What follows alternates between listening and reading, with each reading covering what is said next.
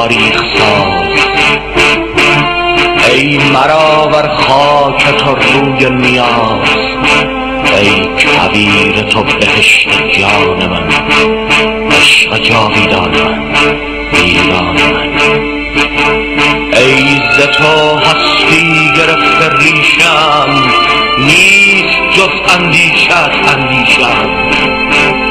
آرشی داری به تیر انداختن، دست بهرامی به شیر انداختن. کاوه آهنگری ضحاک کش، خود که دشمن افکنی ناپاک کش. رخشی و رستم برو پا در رکاب، تا نبیند دشمن هرگز به خواب. مرداران دلیر از جان به کف، سرفرازان سپاه از صف به صف. خون به دل کردند دشت و نهر را، بازگرداندند خرم شهر را. ای وطن ای مادر ایران من، مادر اجداد و فرزندان من، خانه من، بانه من، کوس من، هر وجب از خاکتون ناموس من. ای دریغ از تو که ویران بینمت، بیشه را خالی ز شیران بینمت. خاک تو گر نیست جان من مباد، زنده در این بوم و بر یک تن نباد.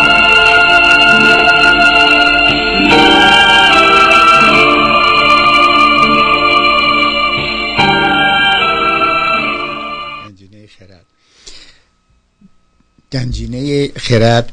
به نام خداوند جان و خرد، که از این برتر اندیشه بر نگذرد.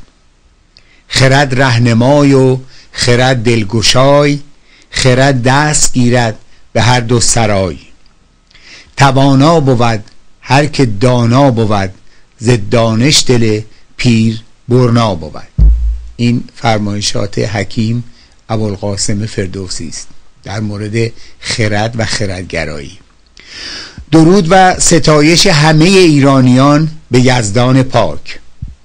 درود همه ما به حکیم ابوالقاسم فردوسی، زنده کننده ایران و زبان پارسی.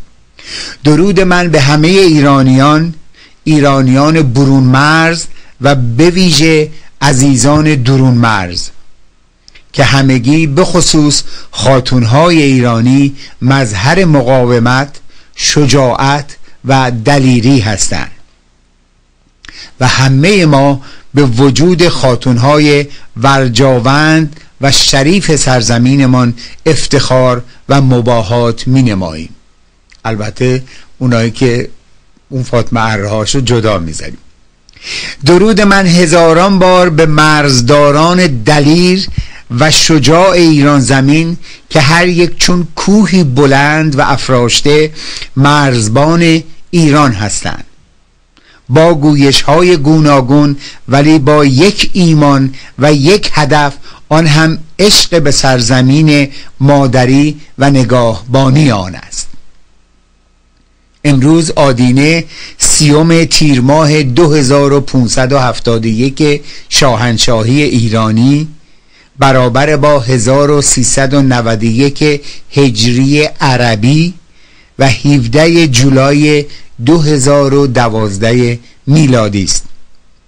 من آریا باقری شادمانم که در این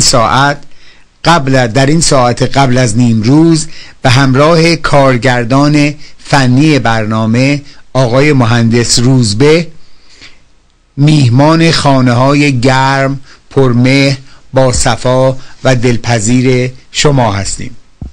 همان گونه که استحضار دارید، این برنامه روزهای سه‌شنبه ساعت 3:30 بعد از نیمروز و روزهای آدینه یعنی امروز ساعت 10 بامداد، هر روز به مدت 1 ساعت و هر بار 2 نوبت بازپخش و تقدیم حضور شما خواهد شد. یادآور می شوم که برنامه گنجینه خرد یک برنامه فرهنگی، آموزشی، خردگرایی و به ویژه خرافه زدایی است که پیگیر برنامه زنده یاد استاد دکتر رضا فاضلی می باشد. یادش گرامی باد. و به هیچ وجه قصد توهین به هیچ یک از ادیان، باورها و اعتقادات هم میهنان ارجمند و گرامی را ندارد. تنها هدف این برنامه معرفی کتاب‌های فرهنگی و خردگرایی است از نویسندگان ایرانی که قلمشان در راه استیلای نام و آبروی ایران و پاکسازی مغزهای انباشته از خرافه‌های مذهبی ما ایرانیان است و خواندن هر یک از آنها به مثابه چراغی تابناک است در عمق دره‌ای تاریک. زمانی که ما بدانیم چه بر سر ما آمده و چگونه ما به این چاه خرافات سرازیر شده ایم، راحت‌تر و آسان‌تر می‌توانیم به شاهراه اصلی فرهنگی و خرد ایرانی بازگردیم. خردی که در طول 1400 سال پیش و در طول آن سالها با ضرب شمشیر، تجاوز، کشتن و به اسارت گرفتن، به غلامی و کنیزی فروختن، به زور در ناخودآگاه ضمیر ما جای گرفته و اکنون دکاندارانی به خاطر منافع سرشار خود و نزدیکانشان سعی بران دارند که ما را در این تحمیق و ناآگاهی نگه دارند، به طوری که یک آخوند حرامزاده عرب به نام آخوند مطهری میگوید پدران ما خر و گاو بودند که جشن چهارشنبه سوری، نوروز، سده، مهرگان و دهها جشن دیگر ایرانی را با شادی برگزار می‌کردند. ولی مادر و پدرهای فراوان آنها خر و گاو نیستند که فرق بچه‌های 6-7 ماهه را می‌شکافند یا بر تن جوانان ناآگاه ما زنجیر اسارت میزنند و دهها روز هموطنان ما را به خاطر به عزاداری و گریه و زاری به خاطر عربهای عربستان که متجاوز به خاک وطن و زنان و مردان ما بودند وامی دارند. دوستان، یاران، عزیزان، کتاب بخرید، کتاب بخوانید، کتاب هدیه دهید، به خودتون کمک کنید، به عزیزانتون کمک کنید، به ایرانتان کمک کنید. بی جهت سرمایه خود را به جیب دکانداران هیچ دینی سرازیر نکنید.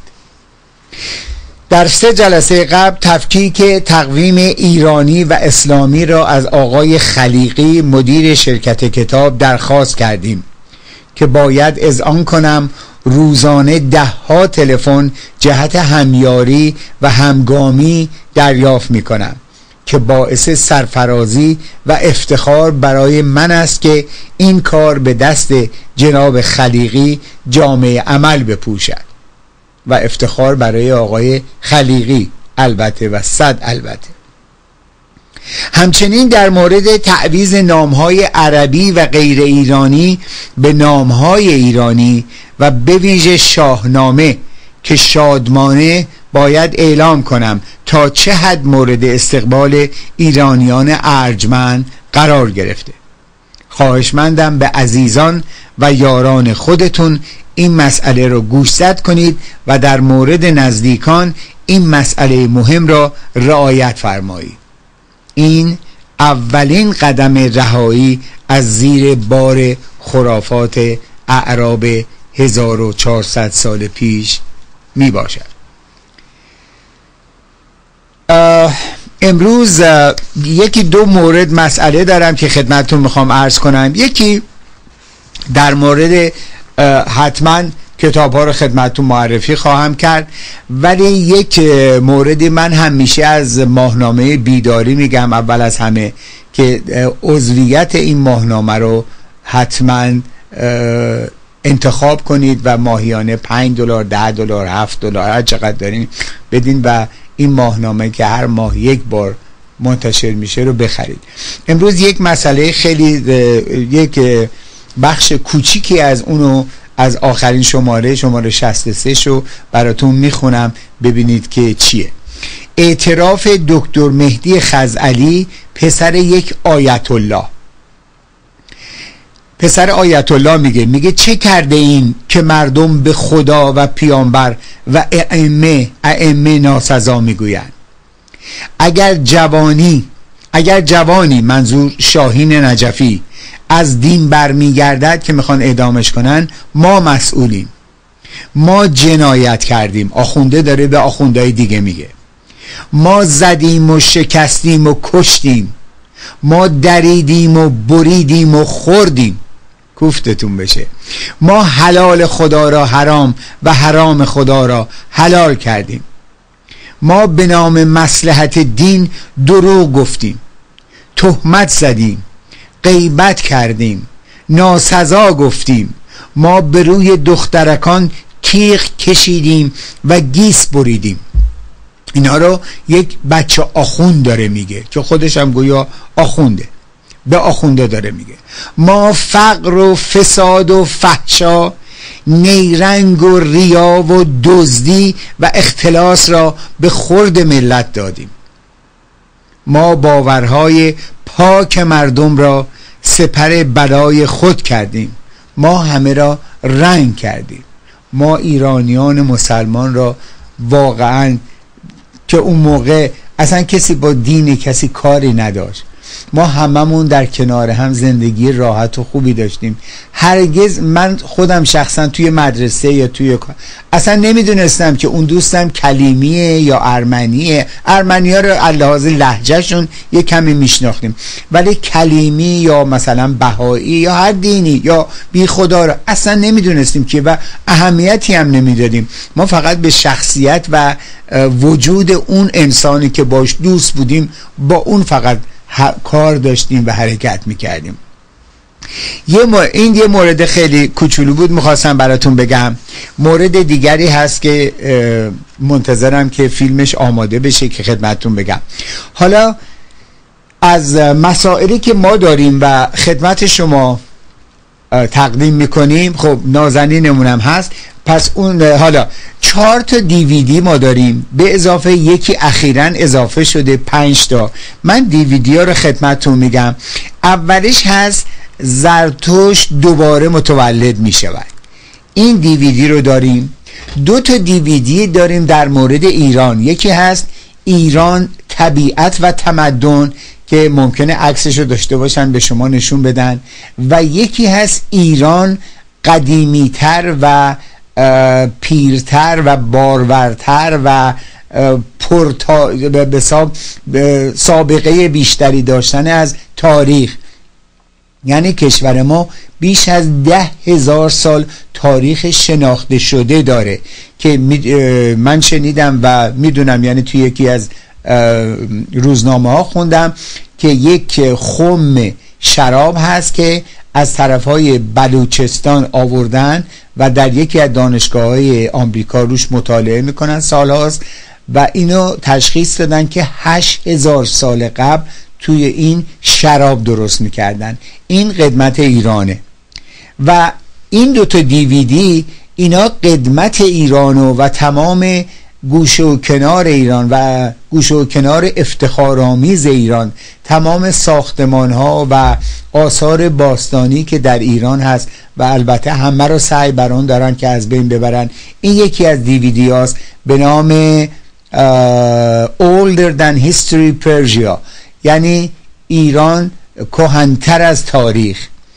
و این برای بچه های نازنین شما که ایرانو ندیدن و به زبان انگلیسی و فارسی 3 ساعت دیویدیه. این لازمه برای شما تمام اطلاعات و لحاظ تمام سلسله های شاهنشاهی، تمام حملات، تمام مشکلات، تمام چیزهایی که در ایران هست و افتخارآمیز، بهترین و بالاترین ابنیه تاریخی رو به شما نشون میده.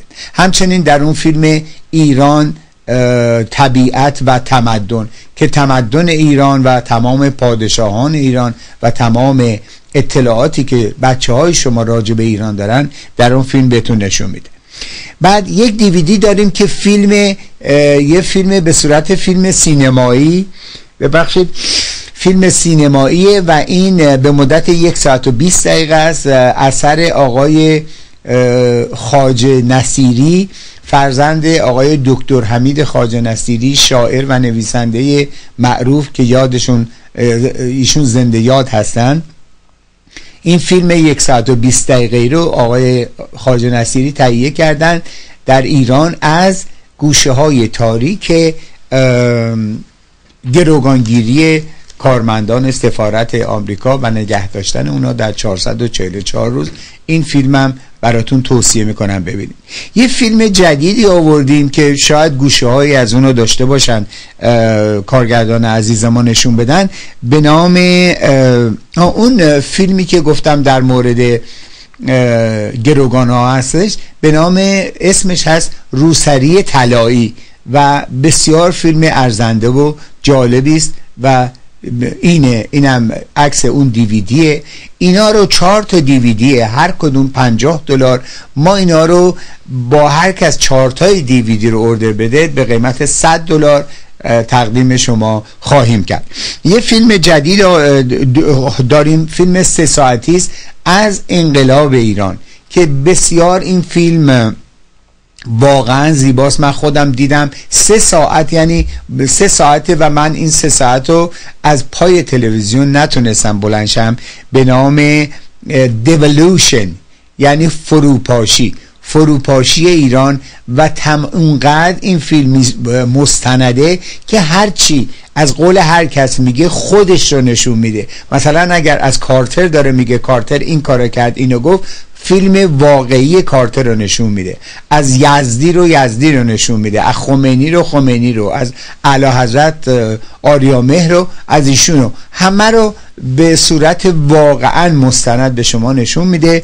این فیلم آقای راد بهارلو، یک فرزند ایرانی جوان 36 ساله که در اینجا متولد شده و فکر میکنم، نمیدونم، شاید ایرانم ندیده. قرار شد که یک روز بیارمشون اینجا با هم بشینیم صحبت کنیم به 2 زبان. یکی ویدیویی هست یعنی دیویدی هست به زبان فارسی، یکی به انگلیسی، و فارسی رو پدرشون آقای بهارلوی معروف، اون گوینده نازنین رادیو و یا تلویزیون‌هایی در واشنگتن بودند که سالها اونجا خدمت کردن. پس این 5 تا از فیلم ها. حالا یک ایمیلی من گرفتم و بعد باز به کتاب ها خواهیم پرداخت. یه ایمیل مجبورم اول این عنوان ایمیل رو براتون بخونم، بعدن یه تیکه کوچیک از یه فیلم، از یکی از برای اینکه بدونید که چقدر حرفم یعنی با دلیل، با سند هستش، من خدمتتون میگم و بعد یه اشاره خدمتتون خواهم کرد. میگه که اینجا نوشتن که قابل توجه 4 تا از اینایی که همیشه راجع به پادشاهان پهلوی بدگویی میکنن که میشناسینشون توی تلویزیون ها، و یکیشون هم که استاد دانشگاهه که البته اونو میگم چون فیلمشو باید ببینیم، آقای عباس میلانی استاد دانشگاه هستن، و 3 تا از مجریان و برنامه سازان و نویسندگان، یا البته یکیشون نویسنده یا شاعره، بقیه فقط مجری تلویزیون هستن. ببینید که میگه روی اسماشون رو نوشته، بعد میگه روی پرچم اربابان خود در زیر کلیک کنید که چاپلوس شه. ببینید میگه 1. چرا نمیگویید مشکلات اصلی ایران، چون اینا همش میگن همه مشکلات فقط راجع به خانواده پهلویه. چرا نمیگویید مشکلات اصلی ایرانیان از آنجا شروع شد که دو ابرمرد تاریخ ایران، شاهنشاهان فقید پهلوی، روال آبدیدگی فرهنگ خود را با سرعت بیش از حد فرهنگ جاری کشورهای پیشرفته انجام دادند و اکثریت ما که به خاطر ناخالصی های کهنه فرهنگی و خرافات تحمل آن پیشرفت سریع را نداشتیم دچار شکنندگی شدیم. چرا نمیگویید یکی دیگر از مشکلات ما ایرانیان از آنجا شروع شد که به خاطر رشد سریع صنعتی و اقتصادی در کشور جمعی پاچه گشاد بیلهای خود را زمین گذاشتند و از دور افتاده ترین نقاط کشور به مراکز استانها آمدند و چون آموزش و تغذیه رایگان برای فرزندان آنان مهیا بود، آنها را در دانشگاه‌های داخل و خارج از کشور پذیرفته، تنبل و آماده خور شدند و شرف ملی میهنی خود را فراموش کرده و به دام بیگانه افتادند. منظورم این است که اکثریت آنان به اصطلاح تحصیل کرده ولی دارای ژن کورفکری و نادانی سیاسی خانوادگی بودند. چرا نمیگویید استعمار جهانی فقط با کمک چند کورفکر سیاسی دارای مدارک تقلیدی دانشگاهی و جمعی قصاب و جانی بارفروش میادین و متعصبین دینی توانست مقاصد کثیف خود را به مرحله اجرا درآورد؟ تا بی نهایت. حالا دیگه باز بعدش شرح دیگه میدن. من حالا یک گوشه ای از فیلم خواهش میکنم از سخنرانی فقط 1 دقیقه میذارم. این فیلم 19 دقیقه است از تمام این گویندگان و اینایی که اسمشون بالا هست که من نخواستم به اسمشون رو بگم. یکیشون که اسمشون رو گفتم فیلمشو از دقیقه 16:30 تا 17:30 1 دقیقه رو بهتون نشون میدن. بعد من و بعدش یه عکس از اون کسی که در موردش صحبت شده و من باز مطلب رو ادامه خواهم داد. خواهش میکنم اون فیلمو وقتی که رضا شاه رفت 40% کل نقدینگی مملکت در حسابهای شخصی خود او بود. سواد بود، بعداً خوندن نوشتن یاد گرفته بود و اینقدر علاقه به ادبیات داشت که تو اون ایرانی که واقعا اینقدر کم پول بود که مردم شکمشون قارقار میکرد، همیشه یه بودجه اساسی میذاشت برای میلانی. بازسازی. آقای میلانی گفتن که موقعی که رضا شاه از ایران رفتن بیرون 40% دارایی مملکت و نقدینه مملکت تو حسابشون بود. حالا اون عکس رضا شاه نشون بدید در بندر بوشهر که موقعی که میخواستن، این عکس رضا شاه بزرگه، زمانی که خواستن ایران رو ترک کنن دلا شد این مرد نازنین ایرانساز بزرگ و یک مش خاک برداشت و توی حال دستمالی کیسه چیزی ریختن و با خودشون بردن. این مالی بود که از ایران برد و یک مقدار بسیار جزئی هم در حسابشون. پادشاه مملکت بود. شما الان خیلی ممنون، مرسی.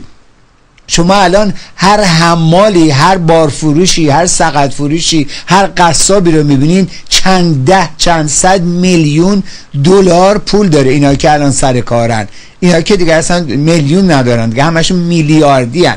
رقمایی که میدوزن 3000 میلیارد دلار یه رقم جزئیشه که چون قصه رو درست ندادن، سهما رو ندادن رو شد. ولی اونا که سهم هم دیگر رو میدن و به مشکل نمیخوره هیچ وقت رو نمیشه، ما نمیفهمیم. ولی منظور حالا در مورد پاسخ آقای عباس میلانی که میگفت که 40% پولای ایران تو حساب رضا شاه بود، قابل توجهشون. از اینو باز ادامه همون ایمیل همون نازنینی که نوشتن آقای ایرج خرمدین این مطلب رو اشاره کردن. میگه که از 1300 تا 1320 درآمد کشور ایران از آغاز سلطنت رضا شاه کبیر 90 میلیون دلار بوده. 90 میلیون یعنی در 20 سال 90 میلیون ضرب در اون موقع دلار بوده 3 تومن، میشه 270 میلیون تومن. 700 میلیون تومان هم درآمدهای دیگه بوده، فرش و نمیدونم احتمالا خاربار و از هر چی که بوده، جمعش میشه 970 میلیون تومان در 20 سال. حالا 40% 970 میلیون میشه 388 میلیون تومان. یعنی ایشون میگه که رضا شاه 388 میلیون تومان از پول ایران تو حساباش بوده. حالا البته نمیدونم منظورش این بوده که تمام درآمد 20 سال مملکت یا درآمد نقدینه اون روز مملکت پولی نداشت که مملکت راه آهنش هم که ساختن با 10 شاهی یعنی نصف 1 ریال، نیم ریال اضافه کردن، مثل این که یا شاهی نمیدونم 2 شاهی 3 شاهی به قند و شکر و راه آهن با بیل با دست با کلنگ که سالها طول کشید و راهن شمال و جنوب ایران رو به پایان بردن. بعد در اون موقع در 1289 بودجه ایران برابر با 15 میلیون تومان بوده. 15 میلیون تومان اگر هزاری بخوایم بگیریم میشه 15,000 دلار. الان اگه قیاس کنیم اون موقع بوده مثلا 3 تومن، یعنی میشده 5 میلیون دلار در سال بودجه ایران. حالا چطور میشه که ایشون اینقدر پول برده؟ بعد اون آقای شهرام آریان هم که نشون دادن، اونم یه مقداری شعر گفته که دیگه اونو من براتون نمیخونم. بعد عرضم بزرگتون که در مورد کتاب هایی که باید خدمتتون عرض کنم، امروز چون کتاب ها به حساب در دستم نیست، من الان در حدود نیم ساعته که در خدمتتون هستم. من خواهش میکنم که یک تیکه یک شعر بسیار زیبایی داریم از یک نازنینی که اینه الان خدمت شما نشون میدیم، اونو ببینین و بعد از اون من باز ادامه خواهم داد خدمتتون و بعضی از کتاب ها رو قسمتشو براتون خواهم خوند. اون فیلم موزیکمون یعنی شعر رو گوش بدین به نام شیخک. گروه نشسته بودن و گوش میدادن به روزه این مردک و به خودم گفتم یکی از اون وسط بلند نمیشه بگه برایم روزه بیجا مخوان شیخک که از کیش تو من بیزارم. ز نعلینت از آن امامه و ریشت ز آیین دروغینت چه بیزارم. ز تسبیح و عبا و روی اخمویت از آن تازی امامانت چه بیزارم. ز حزب الله و نصر الله و گند الله دگر از نام الله هم دلازارم.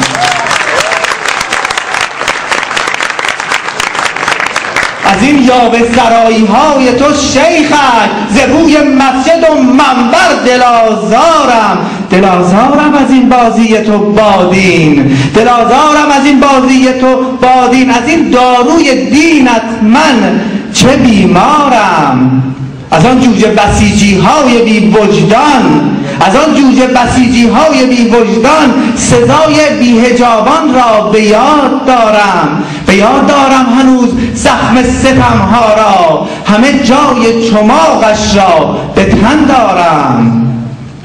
مکن خوابم دگر با قصه مذهب، مکن خوابم دگر با قصه مذهب که من زین یاوه ها بیدارم. برایم روزه بیجا مخوان شیخک که من کافرترین کافر به کفارم. کجا ترسم ز چوب تار و تکفیرت، کجا ترسم ز چوب دار و تکفیرت که من از سربداران سر دارم. نمیترسم که من فرزند ایرانم کنون پیراهن رستم ببردارم. مکن رنگم دگر با خامه مذهب، برو شیخک که من استاد این کارم. من و تو شیخ اگر روزی رسیم آخر بدان من از تو یک دنیا طلبکارم. به من تو عشق و آزادی بدهکاری، جوانی را که دادم من طلبکارم ز تو جان جوانان را، هنوز خون نگارا من طلبکارم.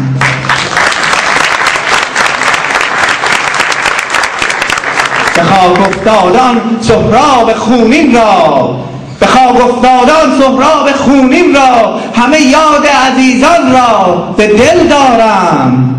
بتاز شیخک، بتاز شیخک کنون بر اسب بیدادی، که فردا من سوار اسب بیدارم. که تو از تیر شبهایی، که تو از تیر شبهایی و من نورم، خرد پندارم و گفتار و کردارم. رسد نور خرد روزی به تاریکی، رسد نور خرد روزی به تاریکی، اگرچه این زمان بیار بیارم. نمیبندم زبان تا صبح آزادی، اگر دربند و یا بر چوبه دارم. بدان شیخک که هر شامی سحر دارد، بدان شیخک که هر شامی سحر دارد، ز بهر این سحر هر دم به پیکارم. بسیار زیبا بود. مرسی از کارگردان نازنینمون. این مرد بزرگوار به نام آقای بابک اسحاقی بود که دیدین با چه شوری، با چه سوز دلی این شعر رو گفته خودش و اجرا کرد براتون. این الان درد دل و سخن بیش از ما همیشه گفتم میگیم ایرانی 99%، من تخفیف میدم بیش از 90% از مردمه. فقط اون 10% که دستشون توی کاسه است و اون سفره رو دارن میلیسن تهشو، اونا فقط چیزی نمیگن و خوشحالن و موافق، ولی بقیه اینه درد دلشون. این بود کاری که ملا و آخوند برای ما انجام داد. عرضم به حضور مبارکتون که من اولین کتابایی که معرفی میکنم کتابای همرزم دوست ارجمندم آقای هوشنگ معینزاده است که احتمالاً عکس کتاباشون رو دارن بهتون نشون میدن. 8 جلد کتاب داره این نازنین مرد گل. 8 جلد بهترین کتاب ها به نظر من و با شیوه بسیار شیرین و واقعا خوندنی که قول بهتون میدم شما هر کتابی رو که به دست بگیرید نمیتونین زمین بذارین، اونقدر شیرینه و از تمام چیزهایی که در ذهنتون همیشه هست و همیشه بوده، مثل روح، مثل مرگ، مثل خداوند، مثل پیغمبر، مثل امام زمان، مثل و اینا رو در 8 کتاب در 8 سرفصل زیبا ایشون توضیح داده و واقعا خوندنیه. اگر هر کس 8 کتاب رو بخواد، من خواهش میکنم نویسنده براشون پشت نویسی کنن به نامشون و از فرانسه مستقیم خدمتون بفرستن. 3 جلد از این کتاباشونه، این 3 جلد از کتاباشونو به نام ظهور، بشارت و وصیت‌نامه خدا رو هر کدوم 10 جلدشو به ما هدیه دادن که ما اینا رو تقدیم حضور شما میکنیم. این کتاباشونه دارن دونه دونه به شما نشون میدن. 8 جلد آن سوی سرا با الان دارن نشون میدن. ظهور من، حکایت من و امام زمان، واقعا خوندنیه. وصیت‌نامه خدا که الان در دست منه، یه قطعه‌ایشو براتون خواهم خوند. و زیبا اولین کتابشون خیام با اون دروغ دلاویزه که خیام میره به بهشت و میگرده و با خیلی از بزرگان قدیم و جدید و اینا صحبت میکنه. حالا من از پشت کتاب وصیت‌نامه خدا یک گوشه ایشو براتون میخونم که ببینید این کتابا راجع به چی صحبت میکنه. این وصیت‌نامه خداست. میگه مرگ یک واقعیت است. هر موجودی، چه عینی و چه ذهنی، چه حقیقی و چه صوری، به هر شکلی که زاده شود لاجرم روزی هم میباید تن به مرگ دهد. اینو دیدیم در تمام فامیلامون، بزرگامون، قدیم جدید، درخت، نمیدونم حیوان، همه چیز بالاخره فنا خواهد شد. تنها چیزی که در عالم هستی مرگ ندارد ماده است، ماده‌ای که همه چیز از آن نشأت میگیرد، چه جهان و چه حیات. در این میان 2 مفهوم زمان و مکان هم که یکی دایه و دیگری خانه ماده است که از ازل با آن بوده اند تا ابد هم جاودانه با آن خواهند ماند. توجه میکنید خواهش میکنم، بسیار جالب و حساسه، ضمن اینکه تقریبا به صورت یک داستان بسیار شیرینه که میگم وقتی هر کدوم کتاب رو به دست بگیرید غیر ممکنه بتونید که زمین بذارید، یعنی مجبور، یعنی یک نویسنده شما رو مجبور میکنه که در ظرف یکی دو روز تمام کتابو بخونید. کتابام خیلی کوچیکه، بیشتر از 200 صفحه نیست. ادامه میدم. بنابراین خدا هم به هر نام و نشانی در هر دین و آیینی و با هر صفتی که بر او قائل باشیم مثل هر موجودی روز و روزگاری باید بمیرد. همین گونه که میدونید در هزارها و میلیون ها سال هر گروهی، هر ملتی برای خودش خدایی درست کرده، اول از چوب و سنگ و تیر و تیشه و حتی مکه که میدونید که در کعبه تمام 136 چند تا 130 تا 100 چند تا بت بوده که اینا هر سال میمدن اونجا اون بوتا رو ستایش میکردن و ضمناً هم یک بازار مکاره بوده که هنوزم هست، بازار مکارش هم هست و در سال میلیاردها دلار به جیب شیخهای عربستان میره. همچنان که صدها و هزاران خدا در طول حیات بشر زاده شده و هر یک نیز صدها و هزارها خدایی کردند و مرده‌اند. پس حیرت نکنیم و نگران نباشیم که خدای کنونی نیز مانند خدایان دیگر بمیرد.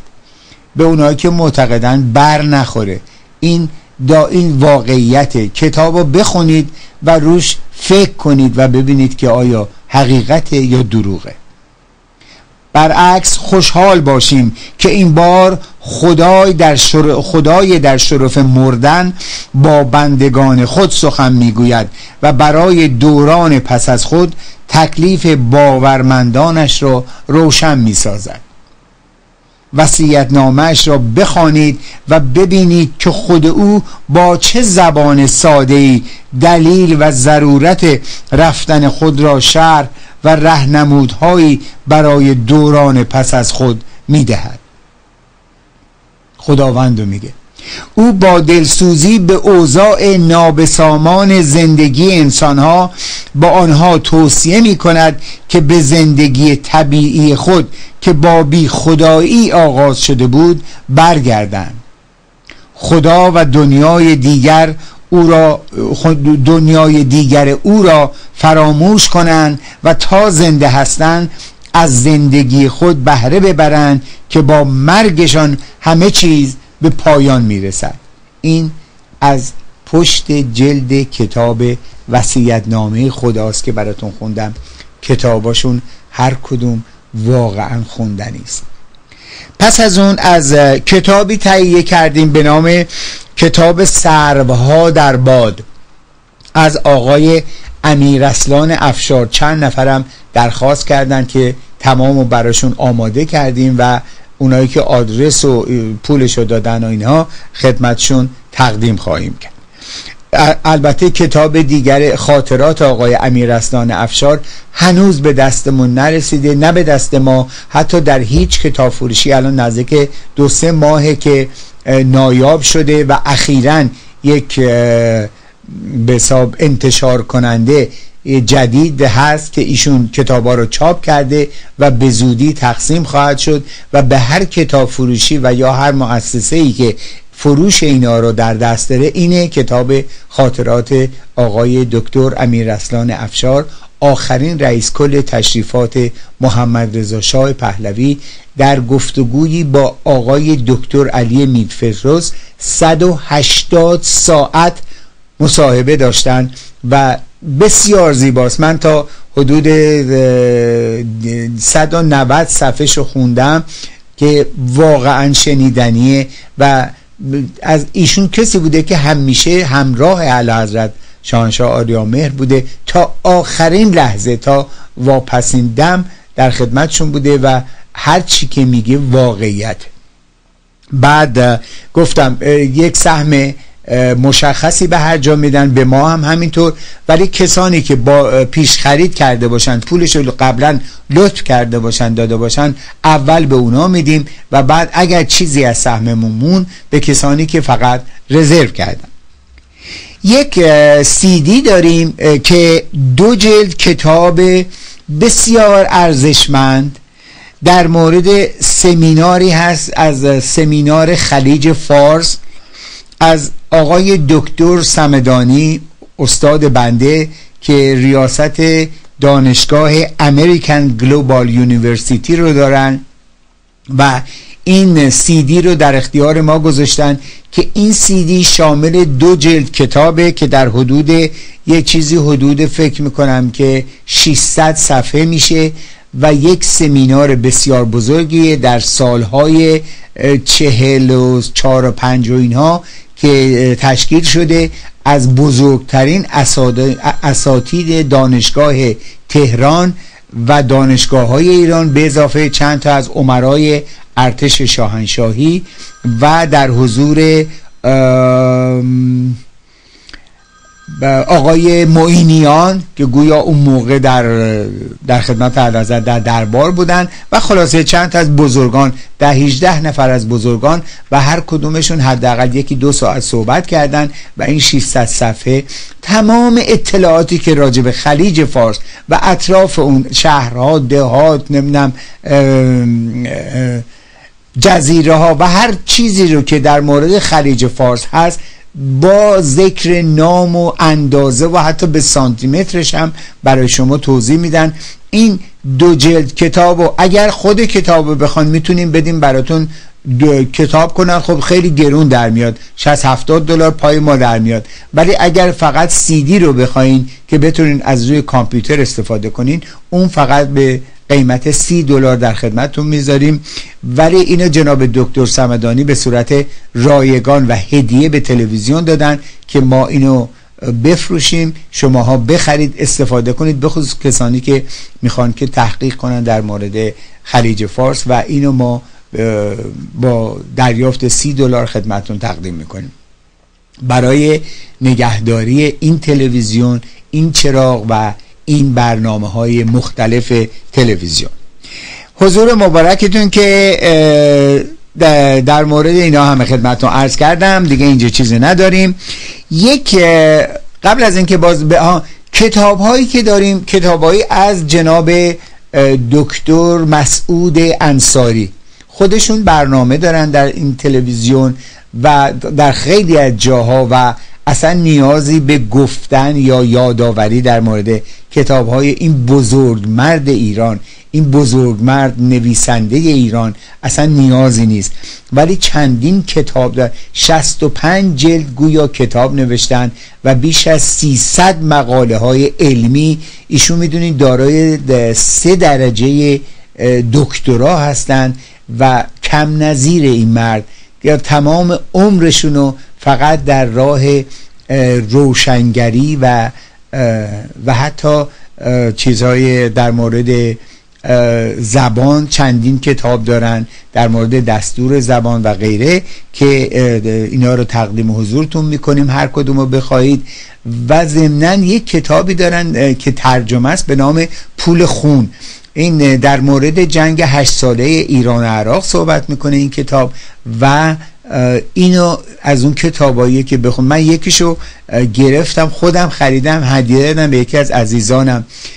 بهم زنگ زد بعد از مثلا موقعی که رسید دستش، گفت الان 7 ساعت دارم کتابا میخونم، کار دارم، خوابم هم میاد و نمیتونم کتابا زمین بذارم. اینقدر حساس و جالبه. توصیه میکنم بگیرین بخونین. کتابای دیگه دارن، زن در ادیان ابراهیمی، دیگه به حضورتون که ظهور امام زمان و غیره که اگر فرصت بشه اون عکس کتابای آقای انصاری نازنین رو به ما نشون بدن، آقای روزبه گل، و اینا رو من باز از روی اونجا چون حفظ نیستم براتون خواهم خوند. بعد حالا که اون نشد، کتابای آقای شمشیری 18 جلد کتاب دارن که من میدونم 3 جلدش در مورد مسائل مذهبیه. این کتابای جناب دکتر مسعود انصاری است، یکی زن در دام ابراهیمی است و شیعه‌گری و امام زمان دکتر مسعود انصاری، نگاهی نو به اسلام، آسیب شناسی روانی سید علی خامنه‌ای، دینسازان بی خدا آخرین کتابشونه. این یکی از بهترین کتاب‌هایی است که نوشتن. آخرین که میگم آخرینی که در دسته، ولی چند تا دیگه دارن بنویسن، یعنی دارن مینویسن، از بادیه نشینی تا امپراتوری، بعد و کتاب‌های دیگه. اینا رو زنگ بزنید، یه تعدادیش هم لطف کردن به ما هدیه دادن که ما اینا رو تقدیم حضور شما خواهیم کرد. بعد از جناب استاد شمشیری، مهدی شمشیری 18 جلد کتاب، 3 جلدش کتابای مذهبیه، یعنی در حقیقت توضیح دادن که چه دروغایی و چه مشکلاتی در مذهب ما هست. و 15 جلدش در مورد تاریخ ایرانه که تمام با سنده. مثلا 5 جلد کتاب دارن در مورد آقای دکتر محمد مصدق از بدو تولد تا پایان زندگیشون، در مورد حکومتشون، در مورد اتفاقاتی که افتاده، قتلایی که انجام شده و 3 تا کتاب در مورد خمینی دارن، یکی در مورد خاندان آیت الله طالقانی دارن، همین که الان دارن عکسشو بهتون نشون میدن. و این واقعا این کتاباشون در مورد رضا شاه بزرگ و راهن سراسری ایران رو دارن. در مورد خود رضا شاه بسیار کتاب جامعی است. این عکس کتاباشونه، یه تعدادیش واقعا اینا خوندنی تاریخ و تاریخ مستنده که یعنی باید شما این تاریخ ها رو بخونید و هیچ کدوم حرف از دهن به دهن نیست، تمام با مدرکه که با مدرک و عکس اون مدرک رو، کپی اونو در کتاب براتون چاپ کردن که من توصیه میکنم. خیلی ممنونم عکس رو نشون دادید. من چقدر دیگه وقت دارم؟ 5-6 دقیقه وقت دارم. یک موردی هست، من چون خودم یک سرباز بودم دلم میخواد که هر بار یک یادآوری بکنم از سربازان ایران. این یک نازنینی، ایشون آقای بیت اللهی نوشته، میگه که با درود به یاران. اینو در مورد یکی از بزرگترین نظامیان ایرانی که به دست این دژخیمان کشته شده نوشته بر تمامی هموطنان واجب است که اگر همچنین اطلاعات از رزمندگان ایران زمین در دست دارند مطرح کنند تا دیگران. اینو راست میگه اگر هر گونه اطلاعاتی و بخصوص نظامیای دیگه دارین که چگونه کشته شدن و کی بودن، چی کاره بودن، اینو اطلاع بدین. حالا این میگه هم میهنان گرامی، به جای عاشورا و گریه بر حسین و علی و نقی و کل الاجمعین دشمنان ایران، برای خلبان اقبالی ها و محققی ها باید عاشورا بگیریم و یادشان را تا ابد زنده نگه داریم. شرح زندگی فوق قهرمانی آنها را بخوانید و ببینید به سوی چه کسانی باید بنشینیم.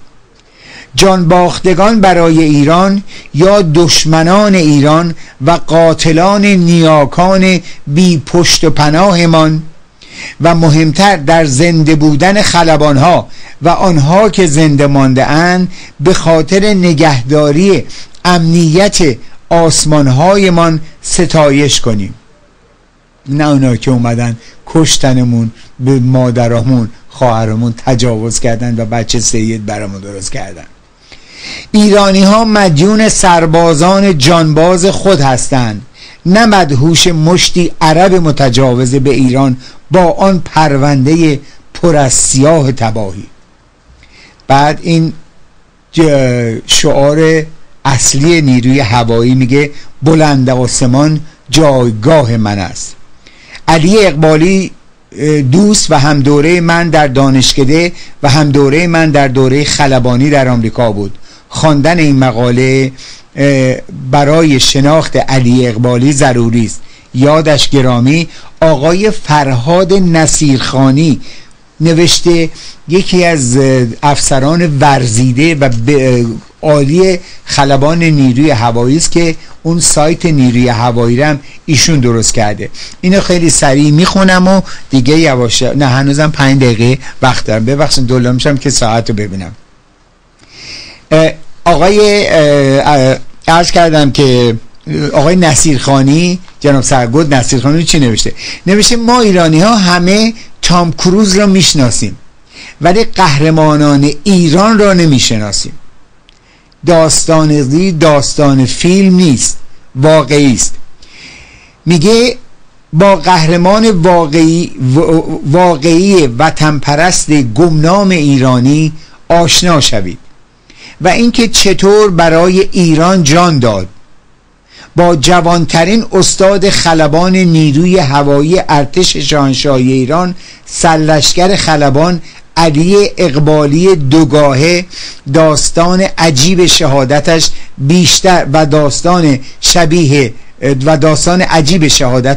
بیشتر آشنا شوید. وی در 25 سالگی استاد خلبان جنگنده F5 و در 27 سالگی با درجه سرگردی جزو افسران ارشد نیروی هوایی ارتش ایران شد. سرلشکر خلبان عباس بابایی و سرلشکر خلبان مصطفی اردستانی از شاگردان تحت آموزش ایشان بودند. آموزش در آمریکا. وی تکمیل دوره خلبانی را به مدت 220 ساعت در سال 1347 در پایگاه هوایی ویلیامز شهر فینیکس آریزونای آمریکا به پایان رساند و کسب رتبه نخست در بین بیش از 400 دانشجوی خلبانی از کشورهای مختلف به عنوان خلبان نمونه این پایگاه را از آن خود نمود. همچنین در سال 1353 جهت کارشناسی تفسیر عکس هوایی و مدیریت اطلاعات و عملیات هوایی مجدداً به آمریکا اعزام شد. در مورد شهادتشون که چجوری کشته شده و چه بلایی سرش آوردن، من اینو در هفته آینده خدمتتون خواهم خوند. امروز دیگه مثل این که فرصت ندارم. بنابراین طبق معمول همیشه از کارگردان نازنین برنامه آقای مهندس روزبه نهایت سپاس رو دارم. ایشون هم دستشون اون پشت بالا بردن و به حساب از من تشکر کردن که من وظیفه خودم رو نسبت به ایشون انجام دادم. بعد در خاتمه امروز میخوایم که شعر آخر برنامه رو دیگه از خانم آزاده رو نگم و اون قطعه‌ای که زنده یاد رضا فاضلی میگفت بگیم. رضا فاضلی میگفت که آنقدر خوب و عزیزی که به هنگام وداع حیفم آید که تو را دست خدا بسپارم. به یاد دوران پرشکوه گذشته و به امید آینده‌ای روشن و رهایی ایران همه شما را به خداوند ایران زمین میسپارم.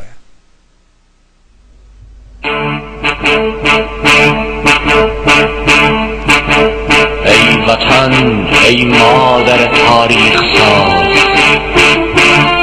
ای مرا بر خاک تو روی نیاز، ای کبیر تو بهشت جان من، عشق جاویدان من، ایران من. ای ز تو هستی گرفته ریشم، نیست جز اندیشم. آرشی داری به تیر انداختن، دست بهرامی به شیر انداختن. کابه آهنگری زهها کش، خود که دشمن افکنی ناپاک کش. رخشی و رستم برو پا در رکاب، تا نبیند دشمن هرگز به خواب. مرداران دلیر از جان به کف، سرفرازان سپاه از صف به صف. خون به دل کردند دشت و نهر را، بازگرداندند خرم شهر را. ای وطن ای مادر ایران من، مادر اجداد و فرزندان من، خانه من، بانه من، کوس من، هر وجب از خاکتون ناموس من. ای دریغ از تو که ویران بینمت، بیشه را خالی ز شیران بینمت. خاک تو گر نیست جان من مباد، زنده در این